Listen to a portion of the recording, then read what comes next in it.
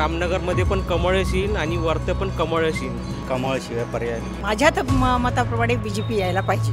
या माणसानं कोणतंच असं काम असं नाही अधुरं ठेवलं का जे कोणी सांगितलं ते काम पूर्ण सगळं केलं त्यांनी. आम्हाला खात्री आहे की कमळच वर्धेत यावेळेस येणार नाही. संतोष ठाकूर. संतोष ठाकूर कोणत्या पक्षाकडनं? राष्ट्रवादी. राष्ट्रवादी. तुम्हाला काय वाटतं? राष्ट्रवादी. राष्ट्रवादीकडनं.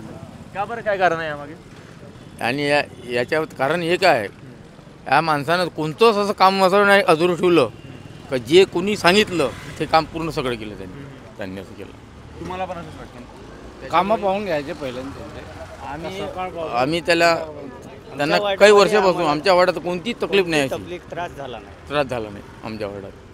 कधी केव्हा कोणत्याही टाईमला असं कोणतं काम पडलं, अर्ध्या रात्री काम पडल्यावर लाईटचं काय झालं तरी त्यांना फोन केला तरी ते MSCBशी संपर्क साधून ते सगळं काम करतात. कोणतं डुक्कर मेलं काही मेलं रस्त्यावर फोन केला का भाऊ 10 मिनिटात 10 ते 15 मिनिटात ते आणून काम झालं पाहिजे त्यांचं. असं आहे. तुम्हाला काय वाटतं? संतोष ठाकूर आमच्या वार्डात गेल्या 25 वर्षापासून कार्यरत आहे, पण त्यांच्याबद्दल आज पण ते त्याच जोमाने काम चालू आहे त्यांचं अजून पण, आणि ते नेहमी तत्परतेने 24 तास अवेलेबल राहतात. त्यांच्यामुळे त्यांचा विजय फार इझी आहे. यावर्षी आम्हाला असं वाटतं आहे की गिरीश भाऊ अग्निहोत्री हे नवीन चेहरा दिसतो आहे आम्हाला. तर आम्हाला अपेक्षा आहे की यंदा बदल घडेल. पण त्यांना तिकीट मिळालं आहे का? याबद्दल स्पष्टता तर सध्या नाही आहे, पण आम्हाला खात्री आहे की गिरीश भाऊच आमचे नेता म्हणून निवडून येतील. आम्हाला खात्री आहे की कमळच वर्धेत यावेळेस येणार नाही. तसं तर बिहारमध्ये कमळ चाललेलं आहे, तर रामनगरमध्ये पण कमळ येईल आणि वरते पण कमळ येईल. आणि तुम्हाला काय म्हणणं? कमळशिवाय पर्याय नाही. कमळशिवाय पर्याय नाही आहे, कारण की विकास जे हवा आहे मोदीजी तर करू पर्याय. शकते ते कोणतंच पार्टी करू शकत नाही. जसं काही कामं सांगून द्या त्यांची.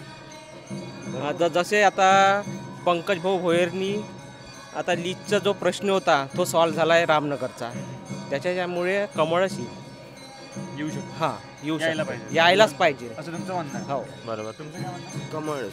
कमळच. आणि वार्ड नंबर 14 मध्ये कोण आहे?